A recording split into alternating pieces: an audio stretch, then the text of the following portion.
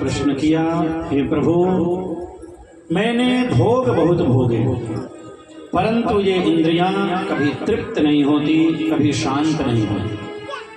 मैं आपसे बंधन और मोक्ष का कारण जानना चाहती हूँ। बंधन किसे कहा जाए, मोक्ष किसे कहा जाए?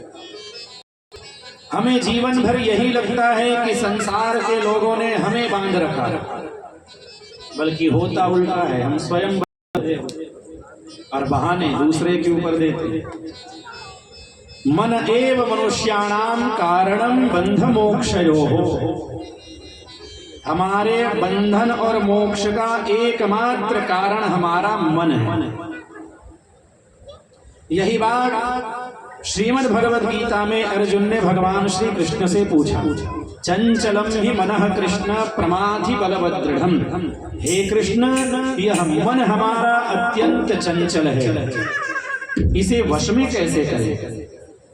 हम स्वयं बंधे हुए हैं रिश्ते में, अपने कार्यों में, और कहते हैं इसने हमें बांध रखा है। आप लोगों से कहें कि भैया कथा सुनने क्यों नहीं आते हो, तो कहेंगे क्या करूं भैया, ये काम पड़ा है, वो काम पड़ा। तो काम ने आपको रोका है कि आप स्वयं रुके? ये समझने की बात है। तो आइए हम दृष्टांत के माध्यम से समझते हैं कि कैसे हम स्वयं को बांध लेते हैं। एक व्यक्ति के पास 10 गधे थे।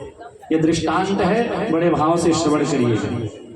एक व्यक्ति के पास 10 गधे, उन 10 गधों से वह काम ले, और 10 रस्सियां थी, उन रस्सियों से गधों को बांध दे। एक दिन हुआ ये कि एक रस्सी खो गई। अब 9 गधों को तो उसने रस्सी से बांध दिया, अब 10वां गधे को कैसे बांधे? तो बड़ा चिंतित हुआ कि यदि मैं बांधता नहीं हूं इसको तो ये भग जाएगा। तो वहीं से एक संत गुजर रहे।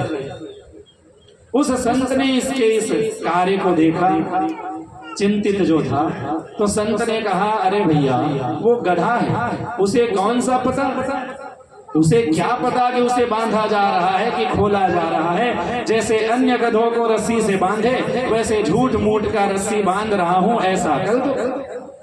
तो उसने उसके गले के पास, हाथ पैर के पास रस्सी जैसे फेरते हैं वैसे फेर दिया। तो गधे को ये लगा कि मैं बंध गया हूं। अब रात भर गधा अपने उसी स्थान में रहा।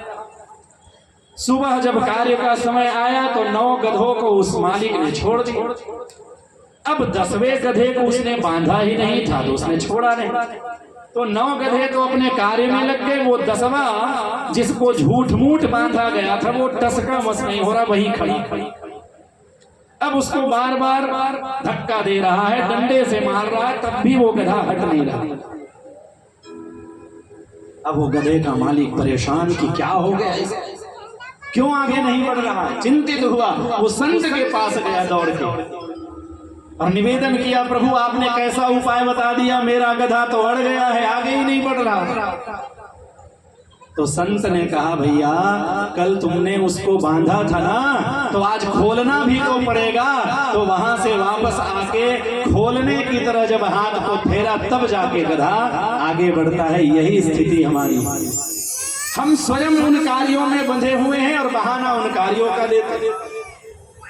तो ऐसा नहीं, मन एव मनुष्याणाम कारणम बंध मोक्षयोः। हमारा मन ही बंधन और मोक्ष का कारण है।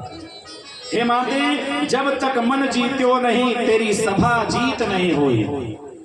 जब तक मन को नहीं जीता तो फिर इस संसार में कहीं भी हमारी विजय नहीं हो सकती। मन के मते न चालिए, मन के मते अनेक, और जो मन को वश में करे वो साधु कोई एक। ये मन को वश में करना बड़ा कठिन है। मन पंछी जब लगी उड़े विषय वासना माही, और ज्ञान बाज की झपट में जब लगी आया नाही। ये मन रूपी पंछी तब तक उड़ता है जब तक ज्ञान रूपी बाज के नीचे नहीं आता। ज्ञान का आश्रय जैसे ही ग्रहण कर लेता है, ये मन हमारा शांत हो जाता है। भगवान श्री कृष्ण भी गीता में कहते हैं, निरंतर अभ्यास और वैराग्य से मन को वश में किया जा सकता है। वायुरपि सुदुष्करम, मन वास्तव में वायु के समान है। वायु को जिस तरह हम वश में नहीं कर सकते, वैसे ही मन को वश में करना बहुत कठिन है। परंतु निरंतर अभ्यास से बार बार रस्सी के घर्षण से तो पत्थर में भी चिन्ह पड़ जाता। कहावत कौन सी है? करत करत अभ्यास के जड़मति होत सुजान, और रस्सी आवत जात पर सिल पर पड़त निशान। बार बार उस रस्सी के अभ्यास से इतना कठोर पत्थर में भी निशान पड़ जाता है। तो बार बार अभ्यास करेंगे तो मन वश में हो जाता है। मन को वश में करने के लिए अष्टांग योग कपिल देव ने बताया। यम नियम आसन प्राणायाम प्रत्याहार धारणा ध्यान समाधि, ये अष्टांग योग है। और आज बड़े बड़े लोग केवल आसन को ही योग का नाम देके योगाचार्य बने बैठे, योग गुरु बने बैठे। अब पहले के यम और नियम को मानते ही नहीं। ये यम और नियम क्या है? अहिंसा, सत्य, अस्तेय, ब्रह्मचर्य और अपरिग्रह, ये यम है। अहिंसा, अहिंसा परमो धर्मः हमारे यहाँ। लेकिन ध्यान दीजिएगा,